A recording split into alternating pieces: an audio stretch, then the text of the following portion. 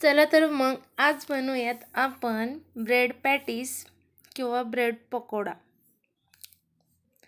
त्यासाठी मी हिरवी मिरची, लसूण, कोथिंबीर, मीठ मिक्सरला बारीक करून घेतलेलं आहे।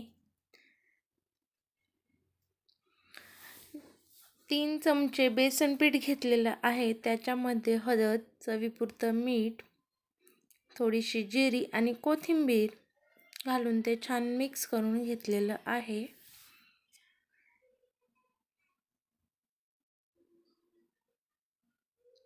कोरडं मिश्रण मिक्स केल्यानंतर मी थोडंसं त्यात पाणी ॲड करून ते छान फेटून घेतलेलं आहे। एकही गुठळी राहिली नाही पाहिजे। बॅटर एकदम स्मूथ बनवायचं आहे आपल्याला। छान एकजीव करून घ्यायचं। हे पहा, अशा प्रकारे बॅटरचा थिकनेस हवा आहे। त्यानंतर मी थोडासा ओवा हातावरती चोळून त्याच्यामध्ये टाकलेला आहे।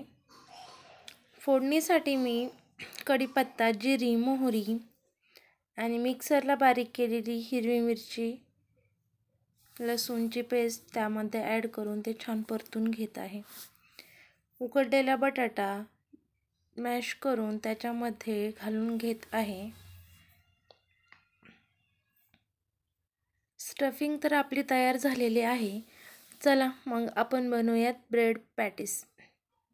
काही जण याला ब्रेड पकोडा असेही म्हणतात। एका हातात मोबाईल असल्यामुळे मला ते स्प्रेड करता आलं नाही तुम्हाला दाखवण्यासाठी। चमच्याच्या साहाय्याने अशा प्रकारे तुम्ही पण स्प्रेड करून घ्या आणि वरून दुसरा ब्रेड लावून घ्या।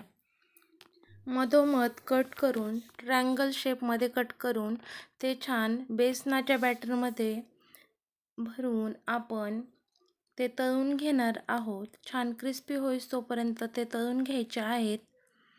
काही मी ट्रायंगल शेपमध्ये तळून घेतले तर काही आहे तसेच तळून घेतले, कारण ब्रेड हा छोट्या साईजचा होता त्यामुळे मी नंतरचे ब्रेड कट केले नाहीत। सगळे ब्रेड याच प्रकारे तळून घेतलेले आहेत।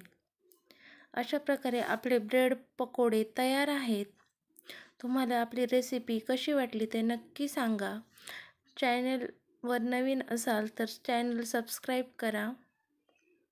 अशाच नवनवीन रेसिपीज पाहण्यासाठी आमच्या चॅनलला तुमचा सपोर्ट अतिशय महत्त्वाचा आहे।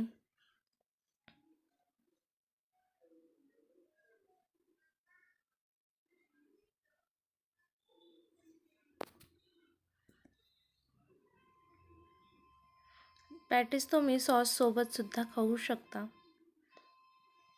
छान झालेत ना पॅटीस? दिसायला तर छान दिसतात, टेस्ट पण खूप छान होती। तुम्ही नक्की बनवून पहा आणि आम्हाला कमेंट करून सांगा की पॅटीस कसे होते ते। तुम्ही पण नक्की बनवा।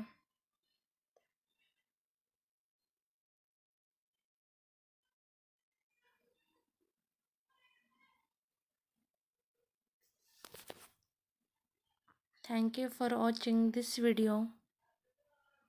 Please support my channel.